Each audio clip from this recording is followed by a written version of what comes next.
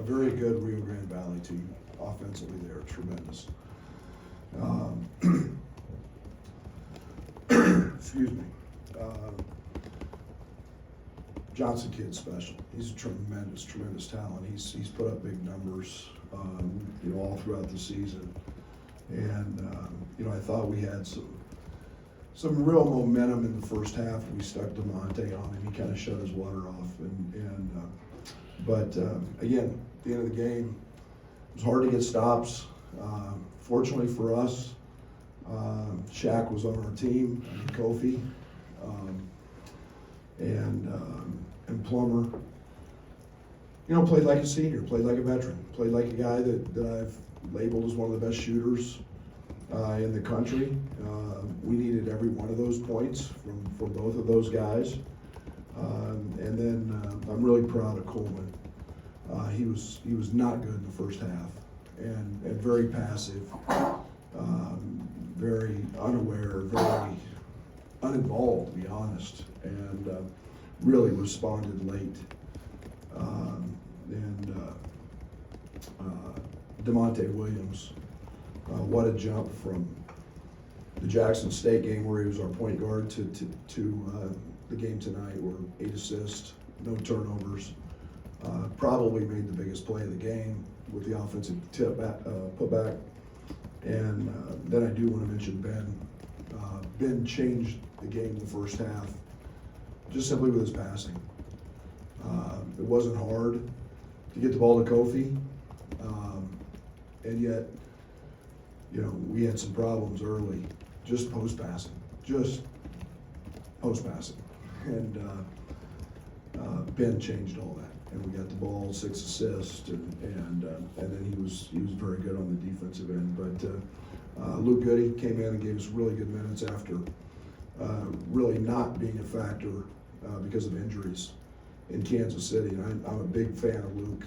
Luke's got a lot of toughness. He can really shoot it. He wasn't afraid to jump up and take a 3. His pull-up jump shot was excellent, big time move. He had to play in the guts of the game. So you got guys out, you got guys not able to go, and there are 3 of your key guys. It's great to see certain guys step up, and fortunately they did that tonight. Questions?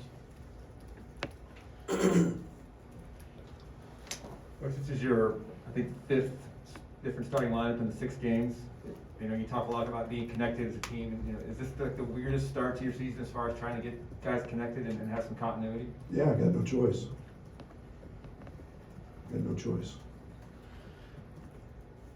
Brett, any update on Trent and Andre and Jacob, why they were sitting?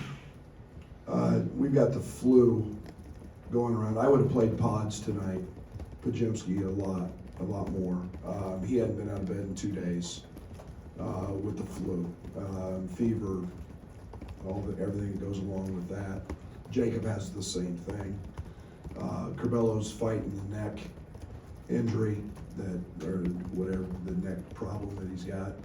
And obviously Trent, we saw his fall the other night. So, those guys are out, and it is what it is, and we're going to show up and represent Illinois with a bunch of guys who have to play better than we did tonight, but that's what we got. What's your biggest concern defensively from tonight? Guard the ball. And our ball screen coverage was atrocious. They had 3 really good guys off the bounce, and then we let the Nelson kid get going from 3. We fouled him twice. We let the ball get to the middle of the court multiple times. Those are our base foundations. But we didn't do a very good job guarding the ball. We've got to get better play on the defensive end from Plummer. We got to get much better play from Coleman and Hutch, and those guys have to become elite defenders for us, and they've got to lock into that. When they do, we're going to become an elite defender. But DeMonte's out there fighting his ass off and stopping the other guy, number one, shuts him down. And then we've got other guys out there that weren't as dialed in. So I'm not very happy with that. You said it was simple, but what did Ben do where you could get the ball to Kofi where other guys maybe to that point were doing it. Caught it, threw it away from the defender, ball faked, everything that we practiced, everything that we worked on. Just simple, didn't hold the ball, let it stick, didn't let it stick in his hands. You know, Coleman got in trouble because he held it too long. He's always wanting to dribble it and deck it. You know, and I think he's got 14 of his turnovers coming off the bounce this year. You know, and just reverse it. If it's not there, but you've got to see the pass, you've got to see how open Kofi is before you catch it. And for the most part, Coleman's an elite passer. You know, Hutch jumped in the air 3 times tonight, 3, to try to throw post-entry passes. You know, that's just settling in and next game. Coach, you mentioned how proud you are of Luke Goody and what he provided you defensively, but his IQ seems to be really high for a freshman. Can you explain what that's like to see? Well, he's a natural leader, first of all. He's got great feel. He's got great instincts. You can tell he was a quarterback. You can tell he's had to lead other people, get other people, be accountable to other people. He's got a great positive vibe and energy about him, and Luke is a tough hombre now. Luke's a tough dude now. I mean, you can go at Luke all you want, and physically or mentally. And Luke's a tough dude now. He can respond to just about anything. Coach Figure brought up Shaq as well and Stanley Roberts, but just, I mean, what did Kofi show tonight where it just made that he can be that dominant physical big? Well, I thought the best thing about tonight was his passing. He turned one over and the ball kind of rolled out of his hand, but he hit Luke for 3, hit Coleman for 1. He got fouled on, you know, and he got deep position. And again, we had a size advantage. But the other thing was, and it was no reflection on, you know, on Omar, or no reflection on Ben at the 5 spot, but I was going to roll with Kofi because they couldn't stop him, and we needed all the points we could get. And but you know, I don't know, what was he? 15 of 18, 15 of, I can't read. 15 of 19. 15 of 19, and then he made free throws. You know, 8 of 11. We'll take that from Kofi every night. I thought his ball screen defense was just okay. He's trying to block way too many shots, and that's not Kofi. That's not him. He needs to be that wall, but we'll get that squared away. Derek.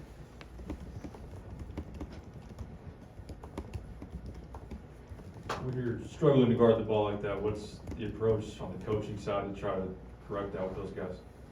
Keep working at it. Practice. You know, and it's tonight. One of the things that, I mean, they just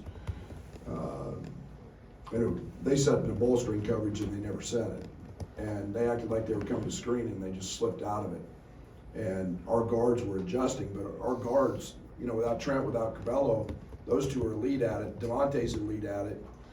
Needless to say, the rest of our guys are not yet. I mean, it was just a straight line drive. And you got to be physical. You got to be a tough mother to do that, the way we play it. And whoa, Nelly, we got a long way to go there. So I think that may be 2 hours of practice tomorrow, is figuring out how to get the hell over the top of a ball screen. Gerald? Brett, are you hopeful that Jacob and Andre will be willing to go or able to go on Monday? Jeremy, I'm way beyond trying to figure it out. I show up for a game, I show up for a practice, and I have no idea who I have. And we've got the sickness going around. We've got, I've got a bronchial deal. You know, we've got staff with it. And so tomorrow, I love Paul Schmidt to death, but I dread his text messages right now when he tells me who's here and who's not. I guess, you know, with Alfonso making a lot of threes last 2 games, where do you stand on when the heat check moment should come and maybe when it should? Not when he shot that one, because especially when he gave up another 3. He's got to understand that he's never been coached on that end. And he's got to understand that I'm going to run something for the heat check. but you realize that he missed it and he gave one up at the other end. They're bad shots. And hey, no one loves a shooter more than me, and no one loves to continue to go to a shooter more than me. So he doesn't have to try to pull from 6 feet behind the line in transition. We'll hammer some of that stuff out, but man, is he a gifted shooter. Man, is he, I love seeing that ball go up. Coach, how much of the defense is guys that maybe aren't accustomed to the detailed scouting reports and missing out on, right-hand drives, things like that? A whole bunch. A whole bunch. I mean, yeah, you can tell DeMonte's experience today. You can tell that other guys don't have that. One of the hardest things about playing basketball defensively is you have to be an unbelievable listener. And people think, what are you talking? Well, when Kofi's elite at it, when Kofi calls a coverage in a ball screen, we have two or three different options. When he makes the call, you have to adjust your feet. And if you can't adjust the right way, it puts us in harm's way. And it's not very hard, but you have to be a listener, and then you have to respond. You can't do it a tick late. And so part of that is scouting report, part of it is practice, part of it is just familiarity with it. And I was ticked off early when Zero, who, I don't know if he's put the ball in his left hand all year, straight line drives Coleman right from the top of the key. And Coleman has the ability to be one of the best defenders in this league when he wants to be that. And, we've been all over him about his closeouts. He jumps. Kid steps in, and it's not the way we've ever practiced. And so it's discipline, and it's growing, and he's going to be fine, and that's all part of gaining experience. Coach, 21 assists on 33 makes. Is that just a function of finally getting the post feeds figured out and Plummer making shots, or were you happy with the way the ball was moving tonight? Yeah, the simplicity of what we did tonight was really good. I mean, there were hardly any ball screens set, and we didn't have that team tonight. So there was no ball screen set, or very, very few, maybe one out of every 4 possessions. The simplicity with which we played tonight probably helped us a bunch.